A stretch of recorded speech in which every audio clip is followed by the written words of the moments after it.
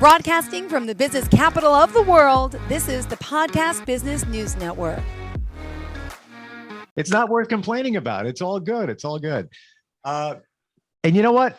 It's driven by emotion. And I've said this before. What makes you different as a life coach is you center on emotion, where I have never seen any other life coach really take care of that. And today we're going to look at emotions and feelings and the difference between the two. And I guess they're very interconnected, but I try to think of what is the difference between the two. I'm not really even sure myself. Well, most people don't know the difference between the two because we always say, I feel. And that's true that I feel, but I feel is an attribution about something that's happening on the inside of me, or we're projecting something onto the current either event that's happening or the person or the things that are happening. So feelings are actually an intellectual exercise. It's something that we've decided to attribute to the feeling. I feel like you don't like me, or I feel hurt, or I feel sad. And that's how we learn how to discuss and to talk about and to enumerate, even, when you can't sleep, about the things that are happening on the inside of you. Or we might say that I'm angry. Well, that's still a feeling when I say that I'm angry, because when I say that I'm angry, it's not really the emotion. Emotion is something that happens that you cannot prevent from happening. Like if you stub your toe, that's not a feeling. That's the emotion. Bam, you can't prevent it from showing up. And the reason that the difference is so important to acknowledge is that you can attribute that I'm angry, but if you don't let the emotion show up, it stays inside. So we can talk about feelings all we want to, but if we don't allow the emotion of the feeling to show up, then we're actually capping or holding inside those emotions. I've always heard it's a good thing to say, I feel, as you describe what's going on, as opposed to, I guess the opposite would be, or something similar would be just pointing it out. But saying how you feel is a good thing. Is that true? Well, it is a good thing, but I want to back into why you say you feel, because that's the that's the interpretation of the emotion that you're having. And there's nothing wrong with that, but it's just an interpretation. So I want to back into this a little bit and talk about mind development. You can't like something that you haven't liked before. Don't say anything. Let's process that. You can't like something that you haven't liked before. Okay. I go to a restaurant. I've never had sushi. It's hypothetical. I have sushi.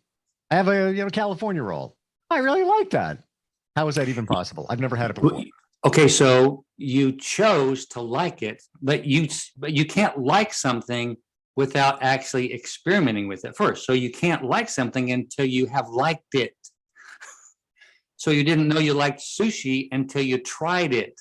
So you can't like something you haven't liked before. You didn't like it until you had an experience with it. I didn't like it until I liked it. You didn't like it until you tried it, and you didn't actually have an emotional attachment to it until after you experienced tasting it. See, emotions follow the event. Gotcha. That's why you couldn't like sushi before you tried it. So give me an let's turn it around one more time so it's further clear for us. Turn that into, let's take away from food. Give me an example of where it's more a feeling type thing. Well, it's really simple, because when I say, well, I feel like you don't like me, that's because the emotions that are happening right now in the event of you being with me are reverberating inside me, and that's a past experience that's creating the emotion inside me that I'm interpreting like you don't like me. So 95% of all our behavior, Steve, is then in our unconscious thinking. So we have to be aware of that. What I'm actually saying is always related to what's back there. And since that's true, when we're talking about feelings, we're always projecting the past onto the current or to the future. It's not really what's happening in the moment. We're always projecting the past it's never in the moment. Okay, so it's all based on things that you felt before or something similar. Always. And even though you might not know that it's familiar, it's because, again, vibration and motion emotion are actually what's happening inside our body. And we learn as we go along life how to interpret that into feelings or into thoughts, into things that we're going to say. So the pattern that we have is saying what we've experienced before and attributing to the current moment. Now, the difference is this, is that I might be really sad and feel hurt, but I will say it's like you don't like me. But that's really more about the fact that I just feel hurt. I don't know any other way to interpret it, but like, I don't know how to tell you that you hurt me other than you just don't like me. Instead of saying, that hurts. That's the emotion would be, I hurt. Ow, that hurts. Oh, emotion, right? The feeling is what I attribute to the emotion, but you don't like me. Now, would it be the feeling is the cause for the emotion? No, it's the opposite. Feeling happens first. It's instantaneous. You stub your toe, you don't talk about the feeling after. You talk about it after you stub your toe. The emotion is not, you cannot control the emotion. It's not psychological, it's immediate. Let's do that. The emotion shows up. Let's do that. Stub the toe.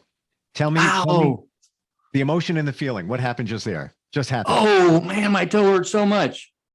Oh, the emotion. And then I say, my toe hurts so much. That's the feeling, right? So the emotion is what happens immediately. Okay. Physically and emotionally are exactly the same. Now, here's an attribution that we need to pay attention to also, and that is because emotions only last about 8 seconds. Wow. All right. It's like, whew, like a wave.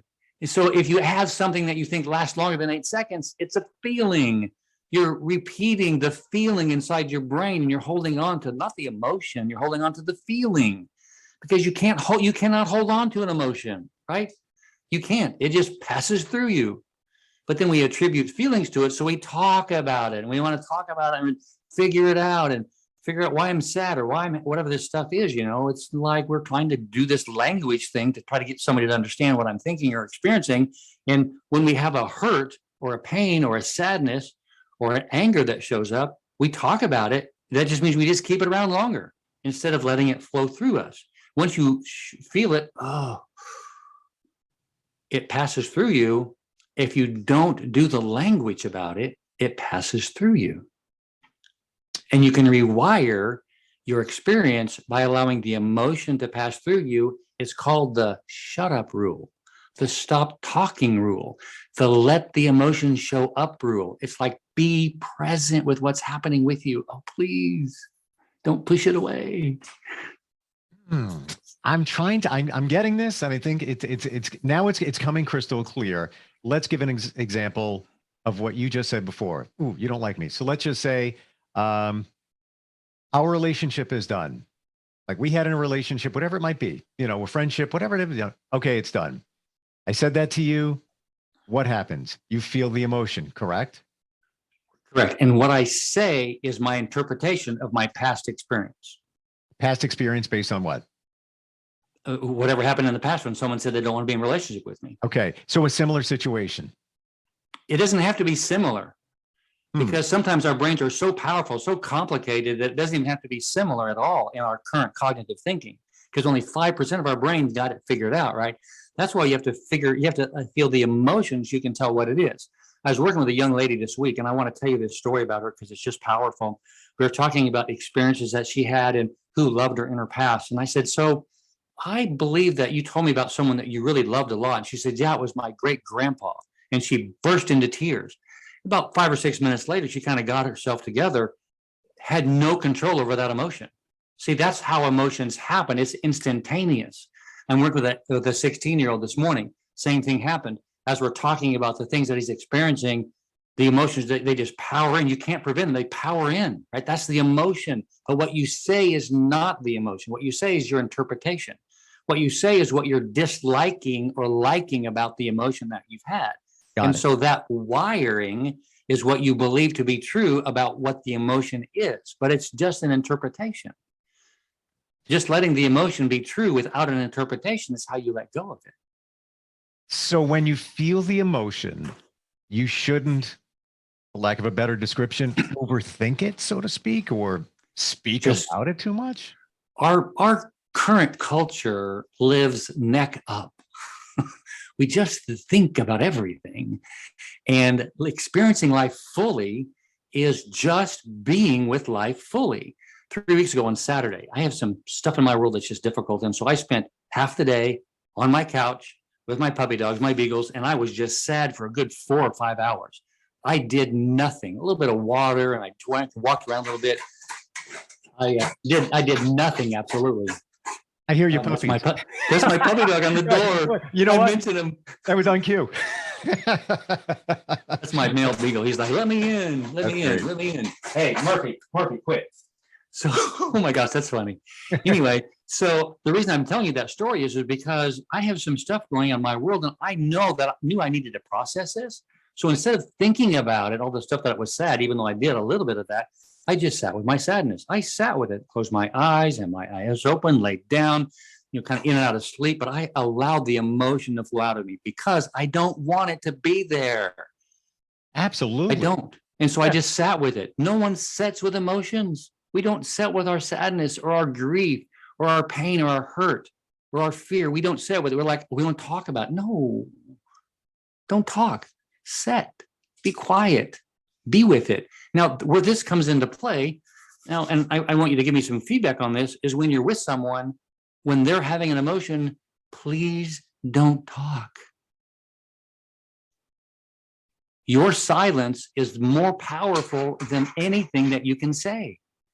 So if we let them experience their emotion while they're with us, there's something that magical that happens because they see you heal them. They feel seen and heard. They feel important. It's so valuable to be quiet when someone is experiencing any kind of emotion. And if you're like, I want to go back to a couple of Saturdays ago in your situation, you experienced the emotion. So what you did was literally to experience the emotion, process the emotion over a period of number of hours. And then if I have this right, tell me, you let it go. It's just like, I'm done. I went through it. Now I'm done. Is that? Hang on just a second. Hang on a second. Sure. Murphy, stop. Go away. I honestly wish my dog was here. He never bothers me. I have no idea what's going on with him. I have no idea. And it's so anyway, he doesn't like bad weather, so maybe it's a little bit cloudy outside. There's so many times where I say I should bring my dog to the office. I've yet to do it for no other reason other than I always forget about it. But then, I should. He probably. Well, when I do one-on-ones like this, they're usually on the couch behind me. You're usually with me, so they really want to be. Hey, you know what? They're family, and you know what? They're also inspiration too, and they pick up on energy. And maybe your dog.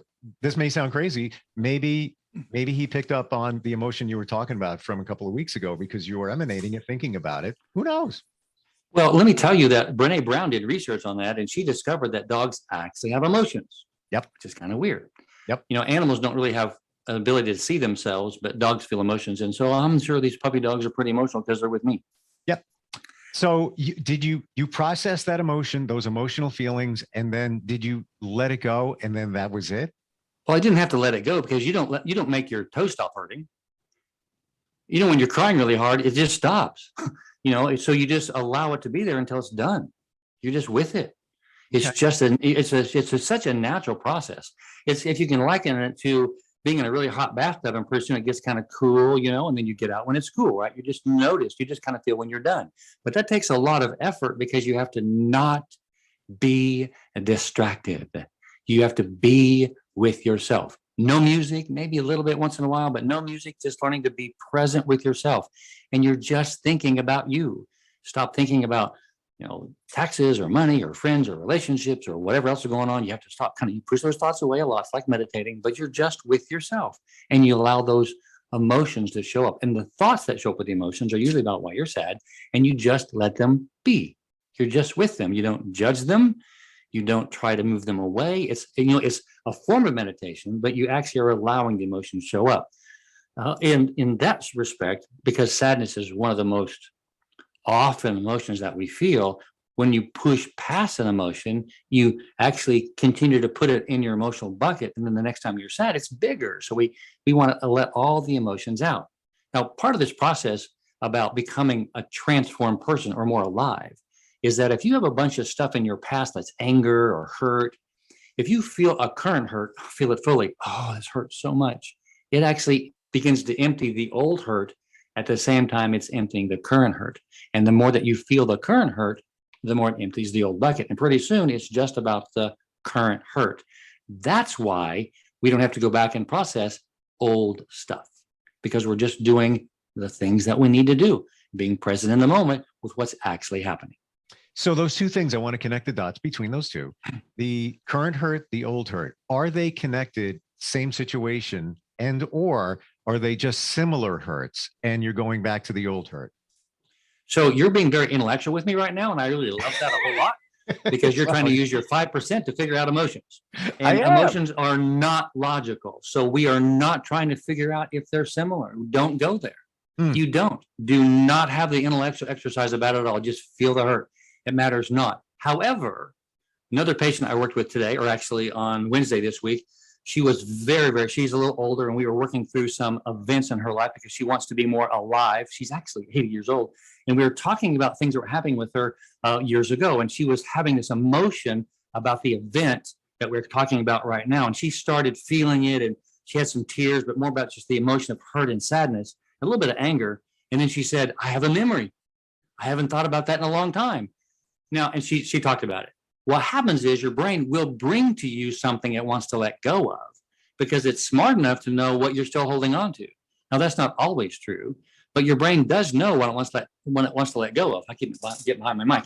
And so subsequently, since it knows what it needs to let go of, when you have a memory like that, because you're not looking for it, right? It's like, oh yeah, this happened to me. This is exactly the same thing. When you have that memory, that means that's the emotion that you're letting go in the moment. Totally agree with you. Totally understand. And I'll give you a 15-second story. I was hypnotized early this week. Oh, Had never done it before. Powerful. I wanted to go back to my childhood and identify things there. And I did. And I saw myself there as a child. I saw my dad. And without even going into detail, I feel like I let a lot go. The hypnotherapy actually brought it to me, where just in terms of what you're talking about, that woman, it popped in her head, and it's always been in my head, what I think is, maybe an issue from my childhood, but it was in the forefront. And I feel almost elated that I let a lot of that go. I feel better. So I see what you're saying. Well, I'm so glad you brought that up, because we think that hypnotherapy is the only way. It's a powerful way, but it's the exact same thing about feeling sad. When you shut everything off when you're feeling sad, and your brain brings those things forward. Now, you had someone guide you to shut your frontal lobe down so you could let those things show up. Yep. That's why I said when you have an emotion, stop thinking, and that stuff will show up. You're right. You're 100% right. And I already saw where I wanted to go before I even went there. The hypnotherapist helped me easily go there. But to your point, if like you were laying on the couch for 4 or 5 hours, no distractions, what we often do is distract ourselves so we don't have to deal with the emotion. Correct. And the thoughts that show up are the ones about sadness that you need to let go of. And it was actually about my past history that I was letting go. And I just let those things flow through me.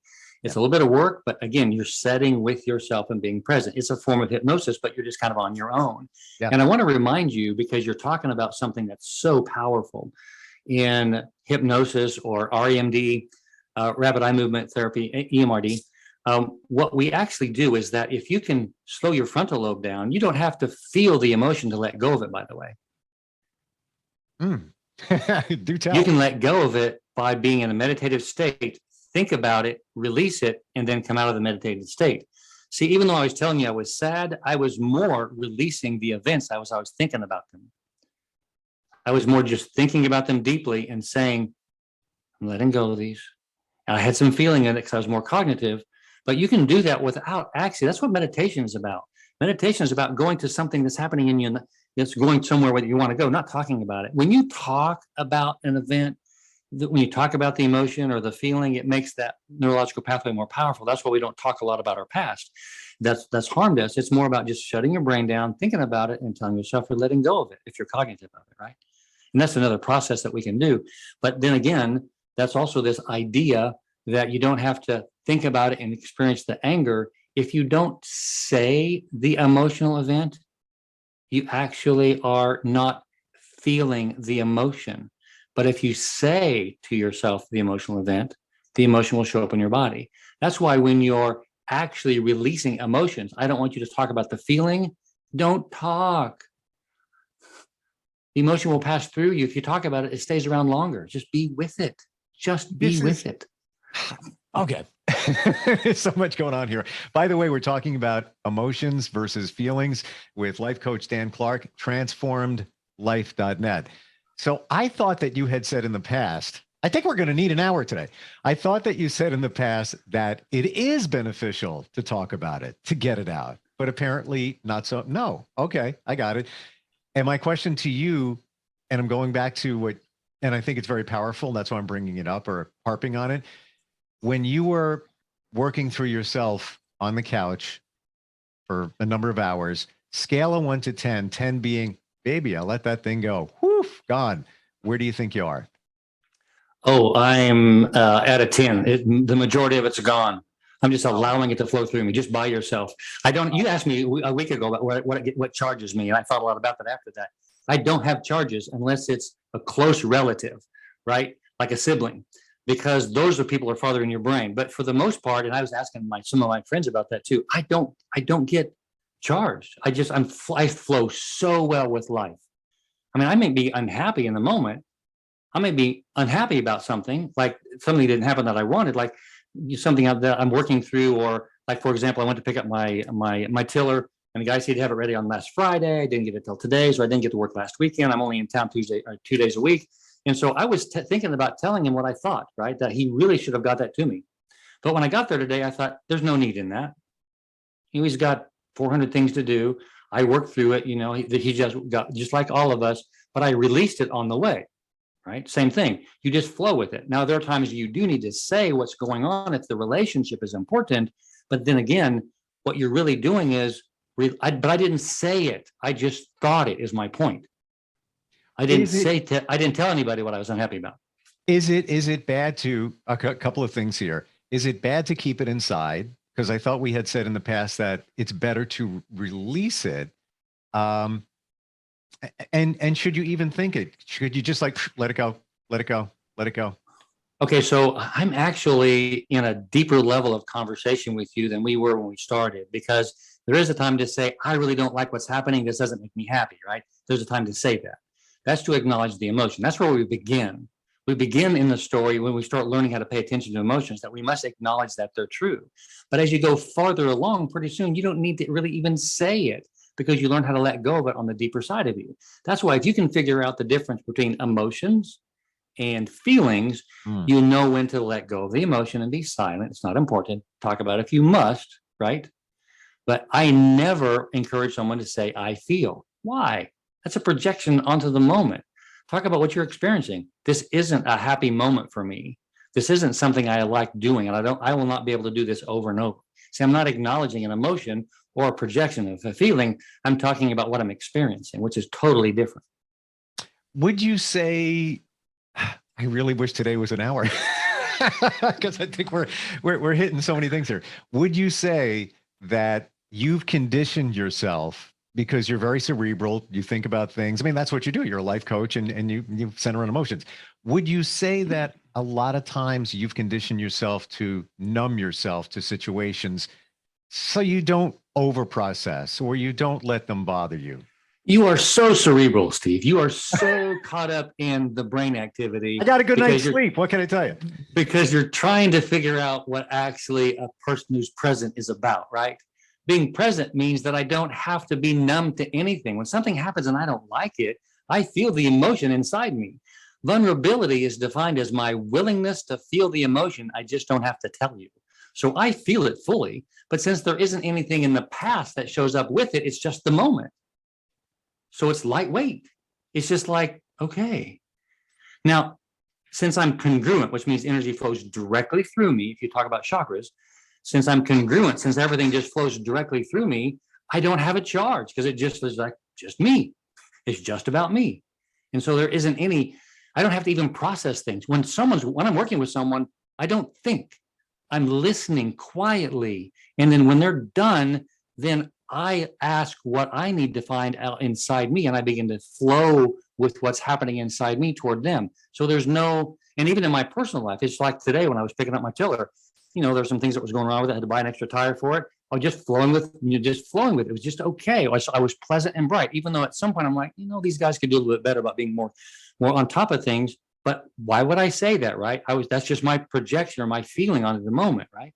About what I didn't like. Mm-hmm. But what's more important is that vulnerability, I might feel it, but I really want to have an experience that I want to have. So I chose to have the experience that I wanted, which is to have a great experience there. I think you made it crystal clear when I said go numb to it, and you described it as, hey, let it go through me. So it wasn't like you were numb, you felt it and you just let it go. Just pass right through you. All right, on to the next thing. Not a big deal. It's like, honestly, I got a text before and I wouldn't say, it triggered me, but it was just like, really? And then I was like, tick, tick, tick, tick, tick, tick, and I'm ready to hit send. And I'm like, nope, I'm not going to do it. Gonna wait. And I'm wondering whether I even should respond to it or how should I respond to it? It wasn't an emotional charge thing, but it was just a really. Well, it was an emotional charge, and you don't know what emotional charges are like. So you're thinking emotional charges on a scale of 1 to 10. That was a 3, but it was still a charge. Well, for sure. It's something you didn't like. So just for a moment, let's talk about likes and dislikes. See, if you can decide, I dislike this kind of text, that's all you need to say. See, if you can figure out, that's what we have to, it's complicated sometimes, but if you can figure out how to dislike things instead of be charged by them, just dislike them. It's easy. I just dislike the kind of text. I'll text you back later, right? It's super easy if you understand how your emotions project onto what you want. So stop wanting things and just accept them as true. And let's send this to him. I just dislike it. I'll decide to say something later. we got super deep today, but that's why he does what he does. And that's why he can help you with your life. And this is just, we're just going through the emotions and the feelings here in just a very short period of time, but go to the website, transformedlife.net. The fact, Dan, that I love about your website is there's so much information. If somebody wants to learn more, they can just call you, they can talk to you, they get a feeling for how you can, I said the word, a feeling for how they can work with you, right? There you go.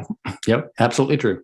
Yeah. Powerful stuff that we're talking about today, because it is kind of, I guess, the baseline for our lives. I mean, we operate on emotions and feelings, right? We do. Absolutely. Yeah. Fascinating talking with you. And sorry if I got a little too deep. Well, that's fine. It's really necessary. I was wanting to go there today too. I'm really glad you got those great questions out. Oh, I appreciate it. All right, Dan, have a good weekend and look forward to catching up again soon. Thank you, Steve. Thank you. And we'll be right back.